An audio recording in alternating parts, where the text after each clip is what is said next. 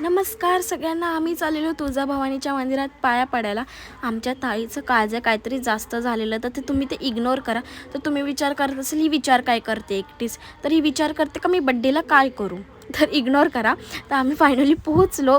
पोहोचल्यानंतर इथे मम्मीने ओटी वगैरे घेतली. मम्मी इथे पाया पडत होती आणि तुम्ही लाईन बघू शकता, खूप जास्त लाईन होती. नंतर तर खूप जास्त वाढली. मग मी इथे फायनली दर्शन वगैरे घेतलं.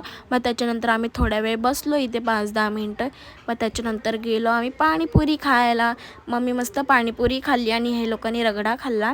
मग त्याच्यानंतर मी खूप तिखट पाणीपुरी खाल्लेली, तर माझ्या डोळ्यातून पाणी आलेलं तुम्ही बघू शकता. मग दीदी बघा काय बोलत होती. गर्लफ्रेंड डे आज 1 ऑगस्ट गर्लफ्रेंड डे. तर आमचा गर्लफ्रेंड डे बघा, मम्मी आणि आम्ही तिघी सेलिब्रेट, नो बॉयफ्रेंड.